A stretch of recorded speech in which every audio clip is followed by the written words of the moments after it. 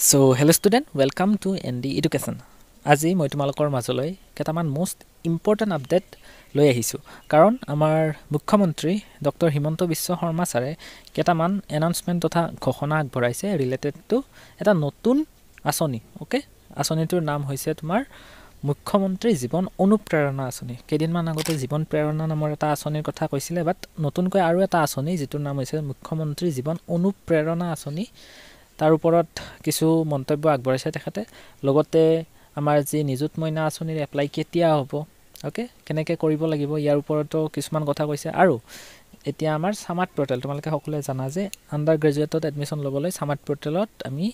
apply কৰিব লাগে বা সামাৰ্ট পোৰ্টেলৰ জৰিয়তে আমি এডমিশন ল'ব লাগে কলেজসমূহত সো তাৰে ওপৰত বা ফ্ৰী এডমিশনৰ ওপৰতো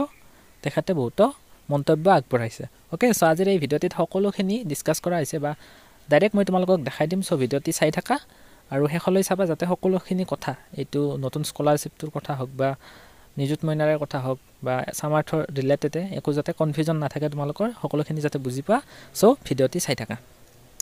শ্ৰদ্ধাৰ যুৱক যুৱতী বন্ধু বান্ধৱী সকল অহাকালি আমি আৰু এটা সৰু আঁচনি আৰম্ভ কৰিম আঁচনিটো সৰু কিন্তু এনে আঁচনিবিলাকে মানুহক বিশেষকৈ যুৱক যুৱতী সকলক জীৱন যুদ্ধত জয় হ'বলৈ প্ৰেৰণা যোগায়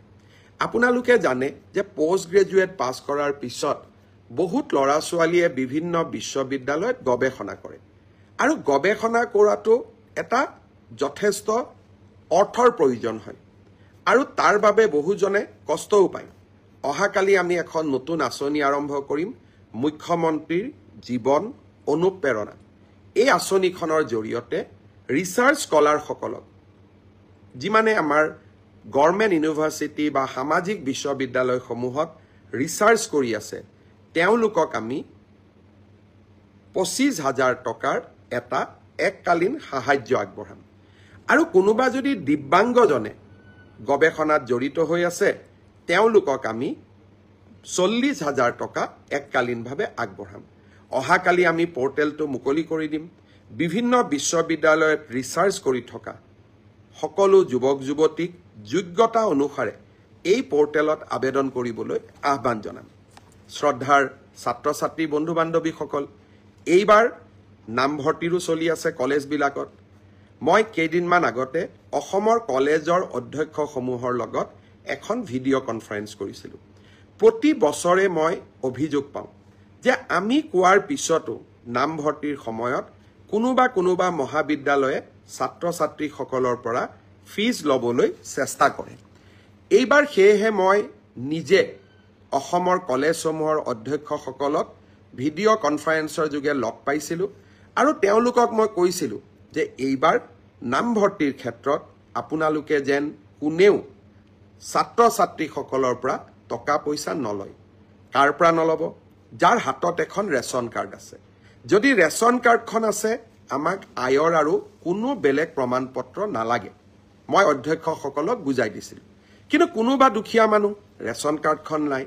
তেওঁৰ ক্ষেত্ৰত নিশ্চয় আয়ৰ প্ৰমাণ পত্ৰৰ প্ৰয়োজন হ'ব মোক আজি ৰাতিপুৱা ডিৰেক্টৰে জনাইছে যে এতিয়ালৈকে ৭০,০০০ এডমিশ্যন সম্পূৰ্ণ হৈছে আৰু অহা কেইদিনমানৰ ভিতৰতে এই এডমিশ্যনৰ প্ৰক্ৰিয়া সম্পূৰ্ণ হ'ব কোনোবাই যদি ৰেচন কাৰ্ডখন থকাৰ পিছতো এডমিশ্যনত টকা পইচা দিবলগীয়া হৈছে বা কোনোবা মহাবিদ্যালয়ে যদি ৰেচন কাৰ্ডখন থকাৰ পিছতো আপোনালোকৰ পৰা টকা পইচা লৈছে আপোনালোকে মোক নিশ্চয় জনাব আমি বিহিত ব্যৱস্থাও গ্ৰহণ কৰিম আৰু আপোনালোকে টকা কেইটা যাতে উভতাই পায় তাৰ বাবেও ব্যৱস্থা গ্ৰহণ কৰিম নতুন এডমিশ্যনৰ লগে লগে নিযুত মইনাও আৰম্ভ হ'ব জুন আৰু জুলাই মাহটো গৰম বন্ধ আগষ্টৰ ১ তাৰিখৰ পৰা আমি নিযুত মইনাৰ প্ৰপত্ৰ দিম প্ৰথম নামভৰ্তি কৰা সকলকো আৰু যিসকলে নিযুত মইনা পায়ে এইবাৰ দ্বিতীয় বছৰত বা থাৰ্ড সেমিষ্টাৰত নাম লগাব এই ফাৰ্ষ্ট সেমিষ্টাৰ আৰু থাৰ্ড সেমিষ্টাৰ দুইটাতে নাম লগোৱা ছাত্ৰ ছাত্ৰীসকলে নিযুত মইনা আঁচনিৰ বাবে যোগ্য আৰু আপোনালোকে এই নিযুত মইনা আঁচনি লাভ কৰিব